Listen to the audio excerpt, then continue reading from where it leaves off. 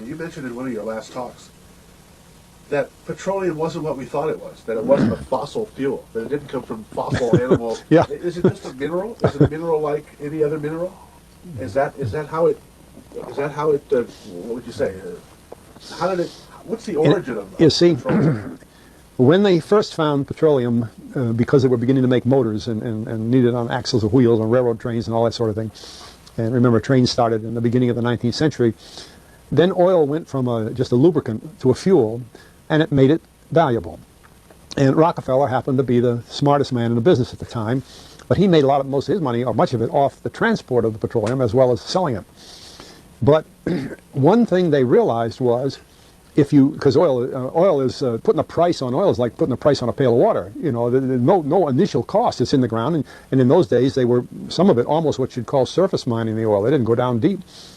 So in order to get the price up, they hit on the idea that they would have to make it appear to be scarce. That boy, after we take the next few barrels out, we're probably going to have to close as well. You know, that kind of thing.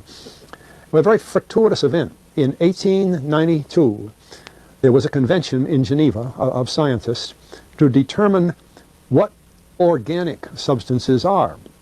Well, the definition of organic is a substance with hydrogen, oxygen, and carbon. And so it's usually a living substance, a tree. You analyze a dead tree, hydrogen, carbon, and oxygen, and grass, and so on, living things. Animals, we are hydrogen, oxygen, and carbon. So at this Geneva Convention, Rockefeller took advantage of sending some scientists over who said, oil, petroleum, is hydrogen, oxygen, and carbon. Therefore, it must be derived from the spoiling, the rotting of formerly living matter. And playing the game properly, when this scientific convention was over, they defined oil as the residue from formerly living matter. Well, that makes it a fossil fuel. I don't know why they decided to use the word fossil, but it says formerly living matter, it's fossil.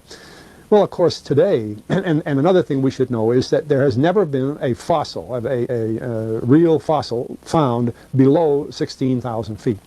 And you can't argue at 16,000 as a level line because someplace the ground sinks and so on. But 16 is what the scientists say, 16,000.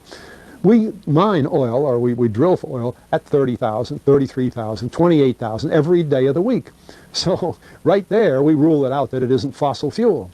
It's called fossil fuel for the minds of the public to feel that it is an asset that is running out, being depleted. We talk about depletion allowance, which is a lot of, you know, and actually if you know the world's oil supply, you know that it is not going to run out for an awfully long time. It is the second most prevalent liquid on Earth, and we haven't begun to dig. Well, with all that background, you see, the people in charge of the petroleum business, for perfectly reasonable business things, like any other man in the business, wants to keep his price as high as he can get away with. And the way to do is just say, well, there's no more. The last barrel is going to cost $1,000, and then it's all done. And they preach that stuff. What bothers me is that in geology books, it's in there. The geologists say it's a fossil fuel. Somehow they've been bought. I mean, I went to a 4-year federal staff energy seminar run by the government of the United States during the so-called energy crisis. I was the participant that represented the railroad industry.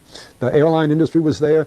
Every AA, administrative assistant of senators and congressmen, was there. The CIA was there. The Defense Department was there. The State Department was there. Sometimes sitting right in front of me in the row would be Henry Kissinger with his friend, the head of Department of Defense.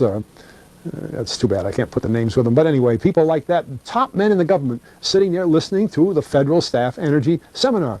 Well, what this was doing is for 4 years, they were teaching a propaganda line to the leading people in this country, and therefore to the leading people in the world, when you include the Kissinger and Schlesinger, among others. And the object of it was, as Kissinger used in his own terms when it was time for him to speak, to create a world price for oil. In other words, not 30 cents a gallon here and 90 cents a gallon there, but let's get a world price. That's their goal, and they're trying to do that for wheat and everything else. We don't realize what the controls are, whether it's oil or some of these other things. Almost everything today is being categorized at the highest price they can possibly make it go. And so calling petroleum a fossil fuel is the basis for this system with respect to petroleum. And I don't know if the name Arthur Kantrowitz rings any bell. Arthur Kantrowitz is the head of the Kantrowitz Labs set up by the AFCO company near Boston, scientific laboratories, and a great man in the scientific world. And Kantrowitz and I were sitting at a table at this seminar once, and the table happened to be all young college grad, PhD geologists.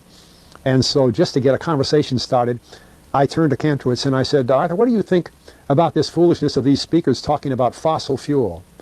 And it was kind of put up. He started laughing.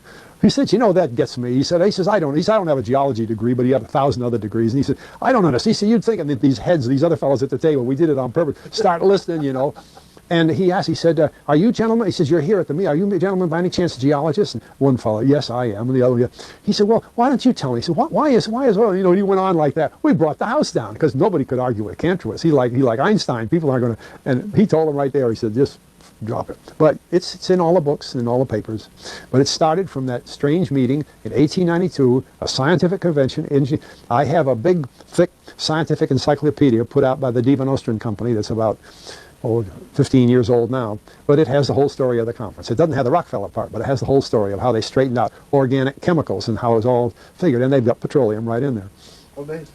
Amazing. So these aren't accidental things, you see. There's a dollar sign behind almost everything. okay.